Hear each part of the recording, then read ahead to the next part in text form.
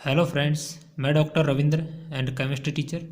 Friends, पिछले video में हमने वैलेंसी इलेक्ट्रॉन्स के बारे में पढ़ा था और इस वीडियो में हम वैलेंसी इलेक्ट्रॉन से संबंधित क्वेश्चन सॉल्व करेंगे। चलिए देखते हैं। फ्रेंड्स, हमारा पहला क्वेश्चन है, आउटर शेल यानी कि बाहरी कक्षक 3p रखने वाले एटम में वैलेंसी इलेक्ट्रॉन्स यानी कि संयोजी इलेक्ट्रॉन की संख्या कितनी होगी।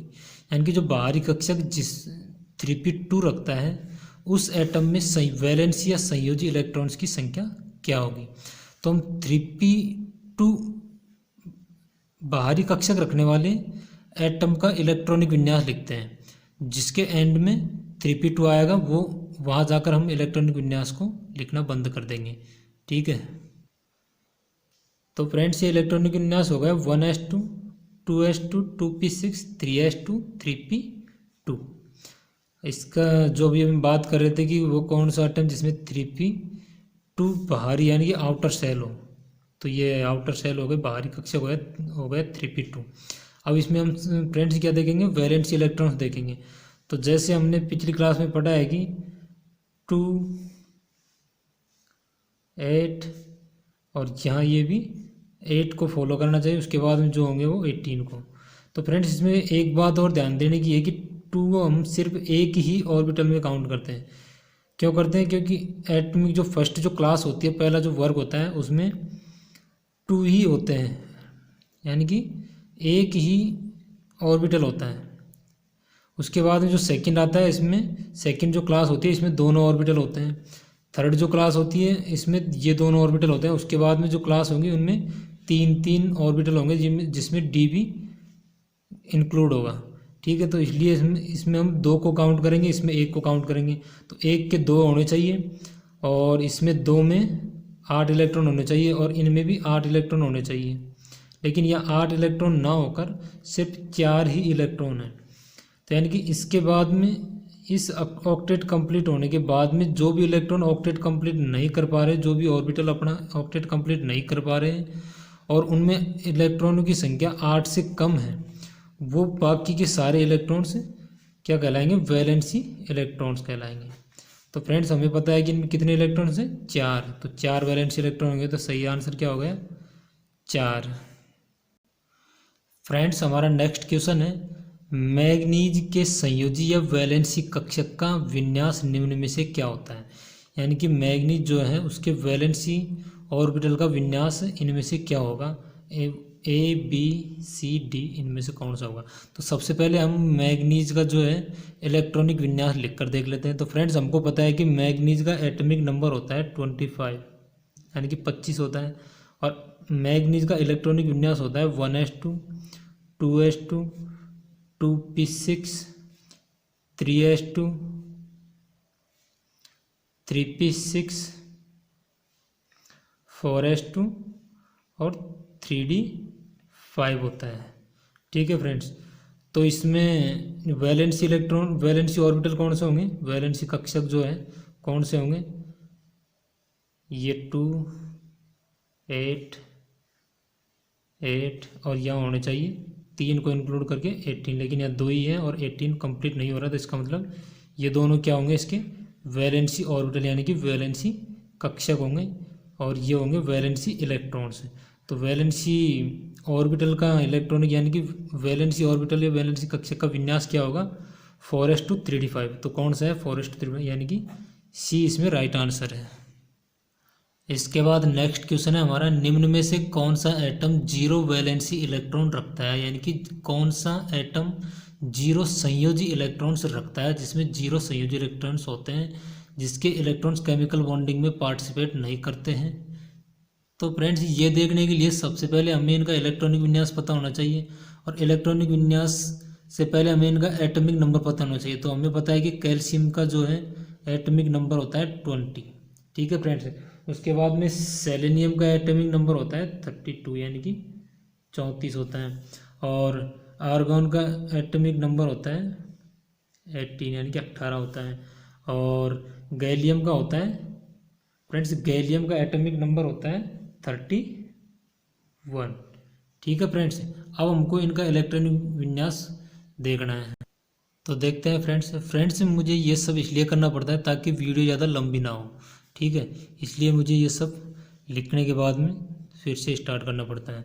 तो फ्रेंड्स, कैल्शियम का 20 एटॉमिक नंबर होता है, तो इसका इलेक्ट्रॉनिक विन्यास ये हो गया। तो हम देखते हैं कि इसमें क्या 0 वैलेंस इलेक्ट्रॉन होंगे या नहीं होंगे।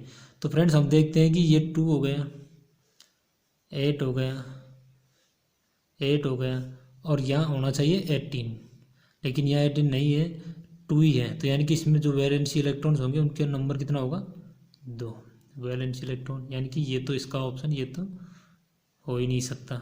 ठीक है, तो हम सेलेनियम को देखते हैं। सेलेनियम में 2, 8, 8 अब होने चाहिए कितने, 18 होने चाहिए, लेकिन ये 18 नहीं है।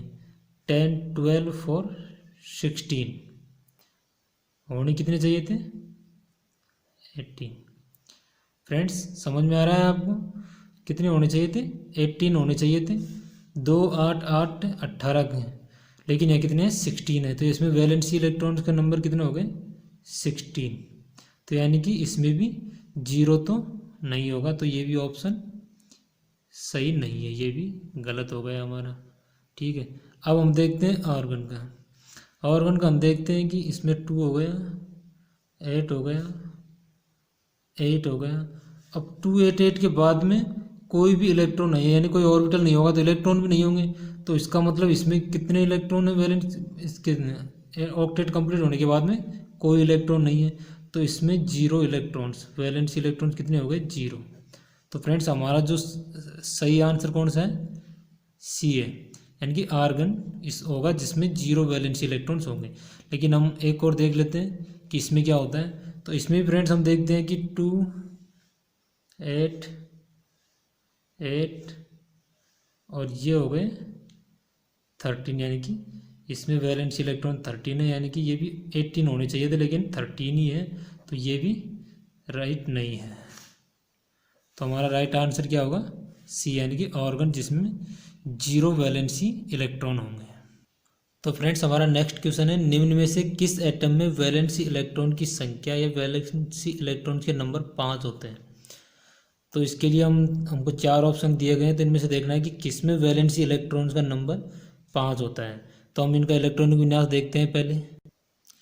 फ्रेंड्स, ये मैं सिर्फ टाइम बचाने के लिए लिखता हूँ, ठीक है, तो इसको कोई और दूसरा अर्थ ना निकाले इसका, कि आप किसी भी तरह के अर्थ निकाल सकते हैं, मीनिंग्स अलग अलग तरह की, लेकिन मैं सिर्फ टाइम को बचाने के लिए कम से कम छोटी से छोटी वीडियो, इसलिए मैं ये सब करता हूँ।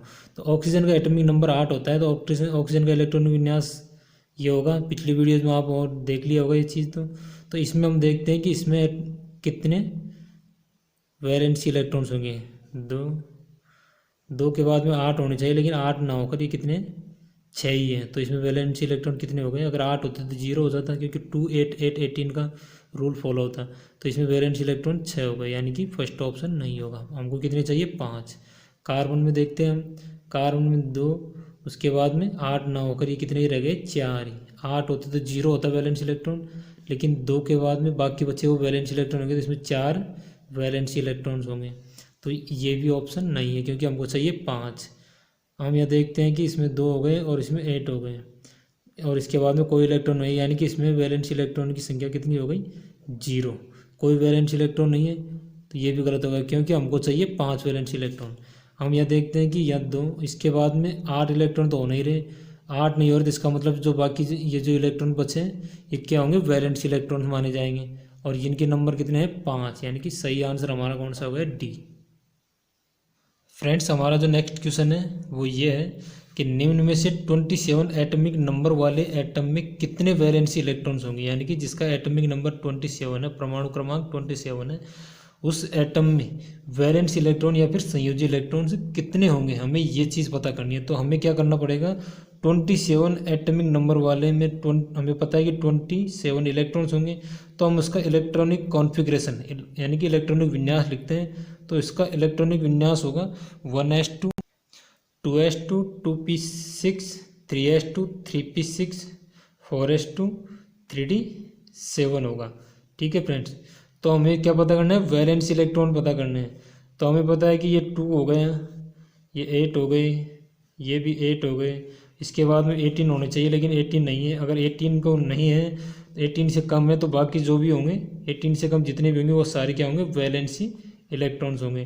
तो इसमें वैलेंसी इलेक्ट्रॉन कितने हो गए, 7 और 2 कितने हो गए, 9, यानी कि 9 वैलेंसी इलेक्ट्रॉन्स हो गए। तो हम ऑप्शन देखते हैं कि सी इसमें राइट आंसर है।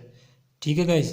तो फ्रेंड्स, इस वीडियो को समझने के लिए पिछली वीडियो देखना ज़रूरी है, यानी कि आपको उसको ज़रूर देखनी चाहिए, जिसका लिंक नीचे डिस्क्रिप्शन में दे रखा है। और फ्रेंड, आपको किसी भी तरह का डाउट हो तो मेरा Telegram channel chemistry with Ravindra पर आप मुझसे उस क्वेश्चन का सॉल्यूशन या उस क्वेश्चन को समझ सकते हैं, उस पर मुझे बताएं। नेक्स्ट वीडियो में हम केमिकल बॉन्डिंग के बारे में पढ़ेंगे, केमिकल बॉन्डिंग चैप्टर को पढ़ेंगे। ठीक है friends, like, comment, share and subscribe करना मत भूलना। धन्यवाद।